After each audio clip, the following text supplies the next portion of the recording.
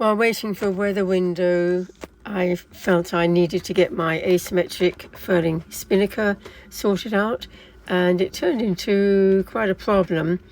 In fact, I had Alistair from Unamundi helping me, which was great, and the whole thing got into quite a mess early on. And because neither of us were familiar with using the furling mechanism, and it hadn't been used for years, yeah, things got pretty interesting. Anyway, so here I am showing the attachments, and this is the furler down at the bow.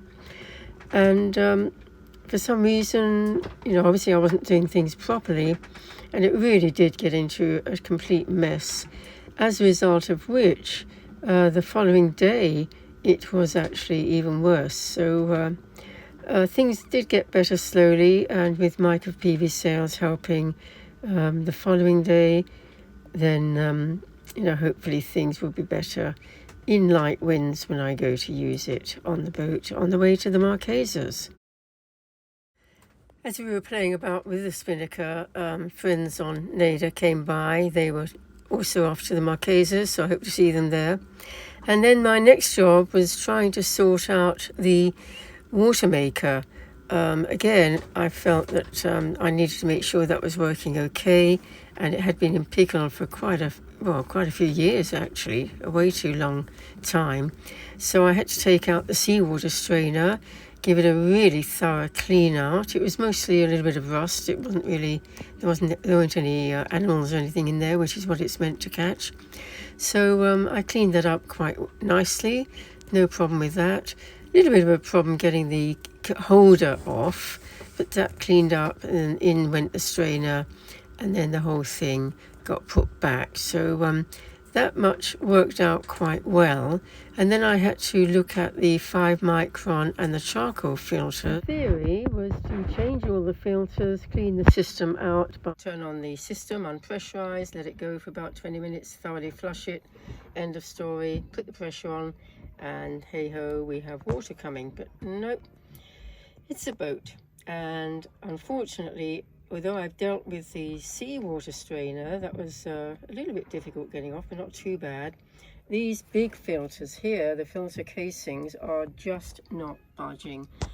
You can see I've got the handle, the wrench that is provided to try and get it off, and I pulled and pulled and pulled, and not exactly easy access, but anyway, I've done my best, really, really hard. I've even put it onto this one with a wrench, another extension on the handle, and even by extending the handle I've not been able to turn the thing.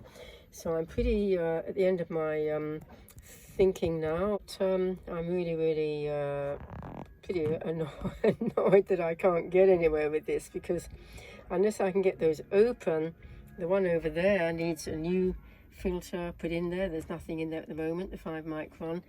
And this one has the old charcoal filter in it, and that needs taking out and replacing, so that I can open up the seacock and run the system to purge it from all the pickle that's been in there for quite a time. So I really, other than keeping on trying and trying and trying over and over and over, which I suppose I'm pretty good at doing, it's I'm really at the end of my tether here.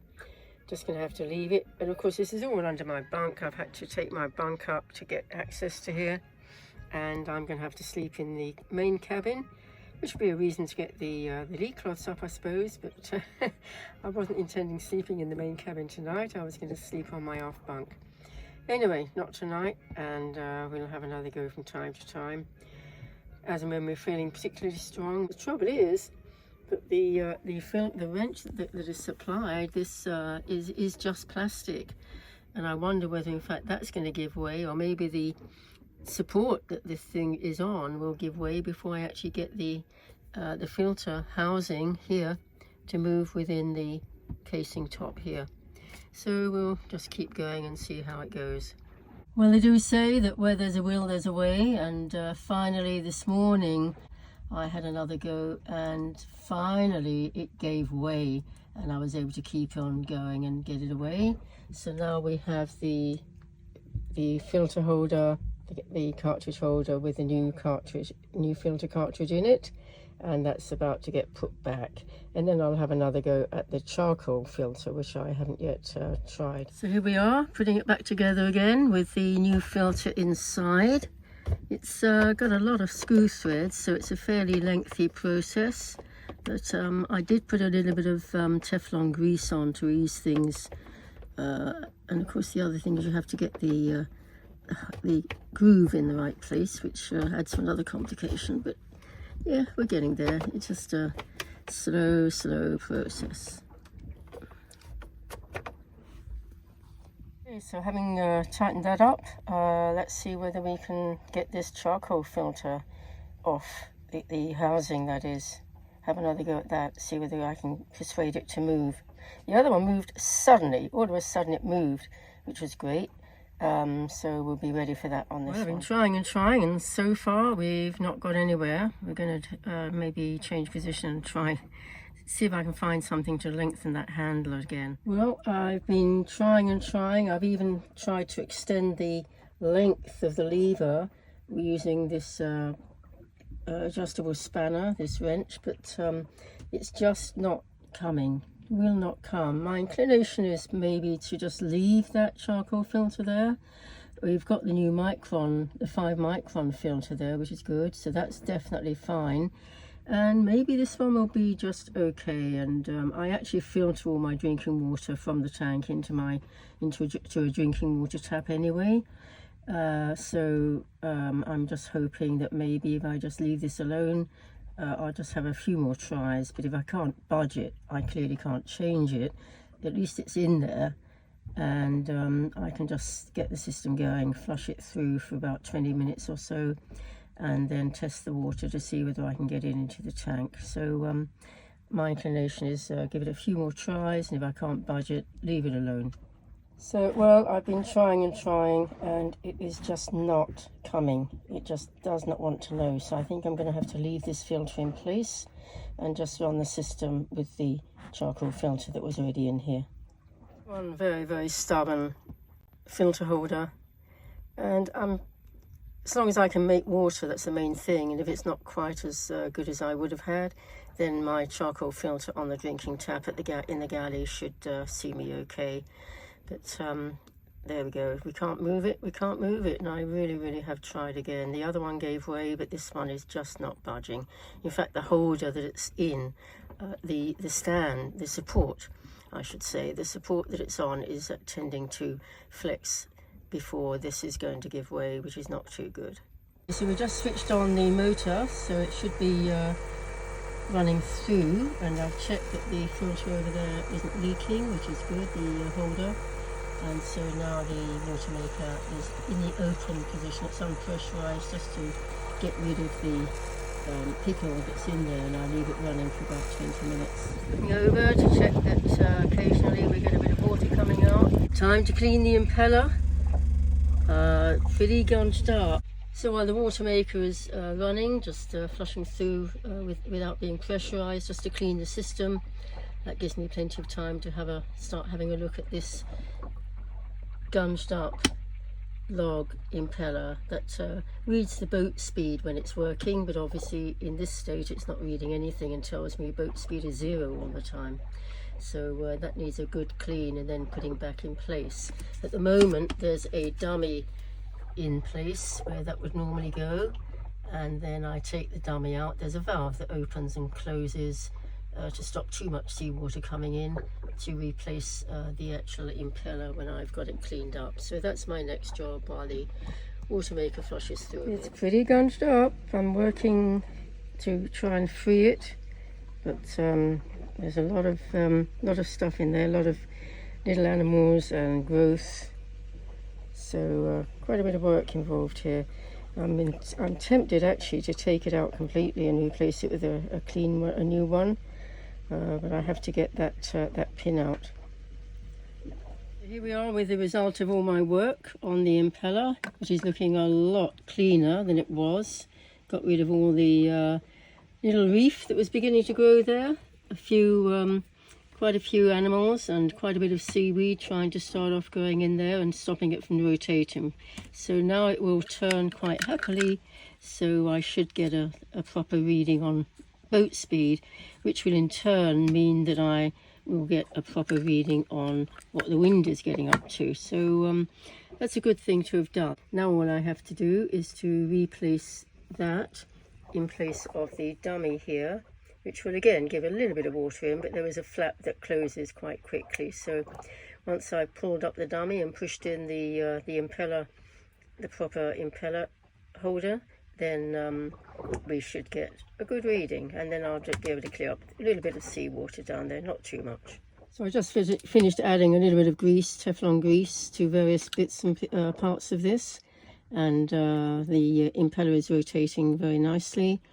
Put a bit of grease on that, and also around the side and on the seals, so it will go in and out more easily, and hopefully that might even stop some of the creatures from deciding to make a home there. Well, this is where things always get interesting, because now I have the transducer with the impeller in it, the log impeller in it, ready to put in place here. And I have to take out the dummy, which will mean that we get a lot of water coming in, or not too much water actually, but it always feels like a lot. That's why I've got the clods here and a bung in the hole leading into the rest of the boat. So we will get a spurt of water, and then I quickly put this in place and make sure that I've got the arrow pointing forward so that it's doing the right thing. So let's see how that goes.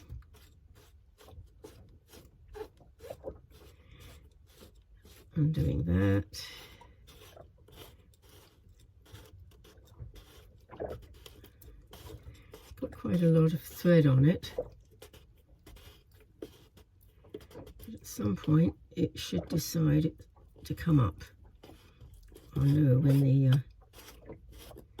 the water comes with it.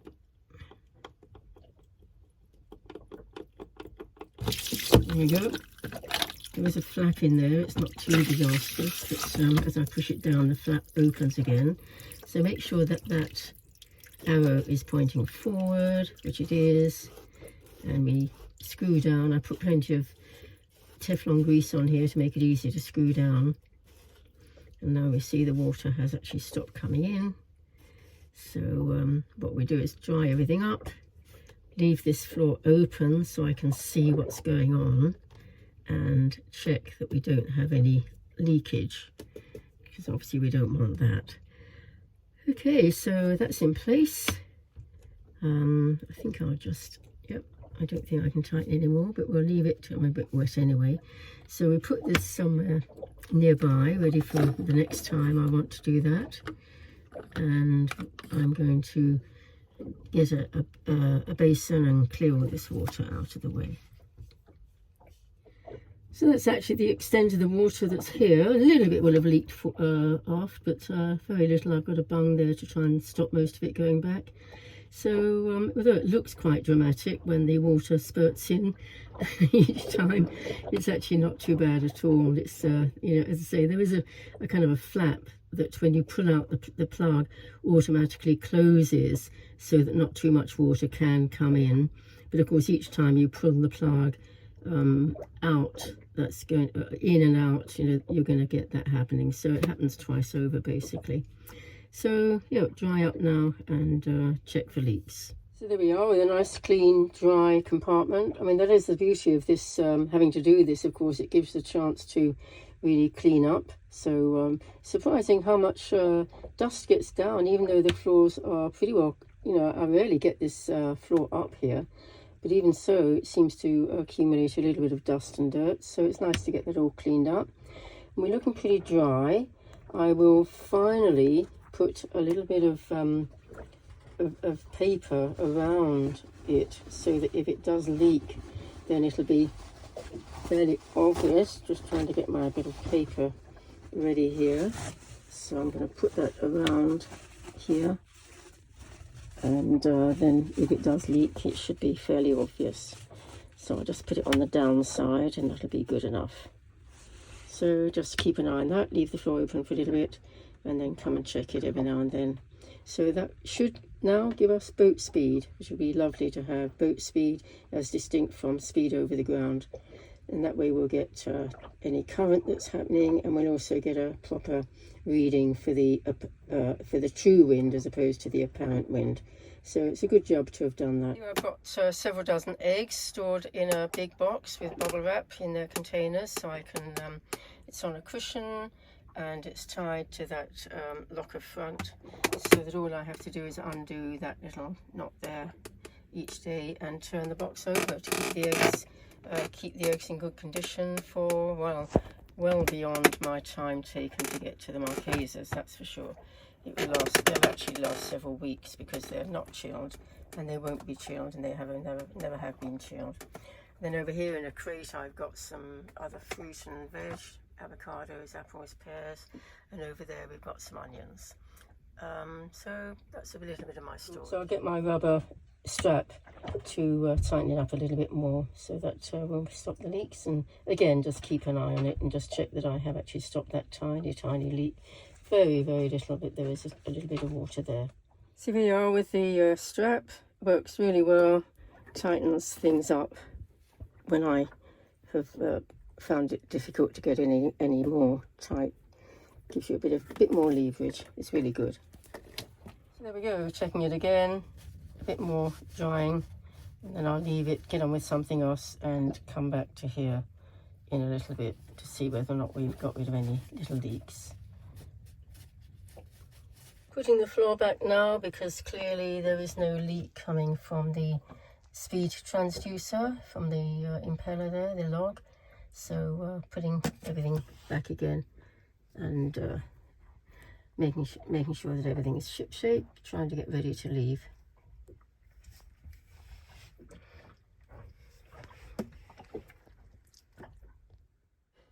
So it's back to have another go at that charcoal filter. See what I could do with it, see if I could persuade it to move, but unfortunately try as I did, it just would not happen, and it would not budge. So eventually I got a friend over and he was able to persuade it to move with a lot of difficulty, and so having done that, I was able to change that filter and get the system running through, getting rid of all the pickle and flushing it, and it worked out fine.